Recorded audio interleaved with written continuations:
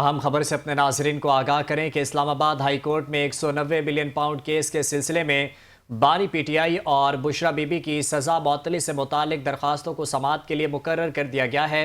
اس حوالے سے مزید تفصیلات جانتے ہیں اسلام آباد سے بیورو چیف بلال ڈار سے۔ بلال ڈار بتائیے گا کیا تفصیلات ہیں؟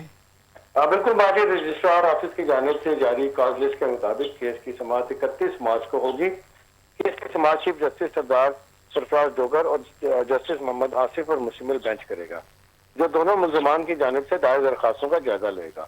عدالت نے اس سے قبل قومی احتساب بیورو کی جانب سے دائر متروک درخواست پر بانی پی ٹی آئی اور بشرا بی بی کے وکیل سے جواب طلب کر رکھا ہے۔ نیب نے سزا معطلی کی درخواستوں پر اعتراض اٹھاتے ہوئے موقف اختیار کیا ہے کہ یہ درخواستیں قابل سماعت نہیں ہیں۔ واضح ہے کہ بانی پی ٹی آئی اور بشرا بی بی نے احتساب عدالت کی جانب سے سنائی گئی سزاؤں کے خلاف اور ان کی معطلی کے لیے اسلام آباد ہائی کورٹ سے رجوع کر رکھا ہے۔ احتساب عدالت نے 17 جنوری 2025 کو 190 ملین پاؤنڈ کیس میں دونوں کو سزائیں سنائی تھی۔ اب عدالت عالیہ میں 31 مارچ کو ہونے والی سماعت میں درخواستوں کی قابل سماعت ہونے یا نہ ہونے کے حوالے سے اہم پیش رفت متوقع ہے۔ بلال شکریہ تفصیلات سے آگاہ کرنے کے لیے۔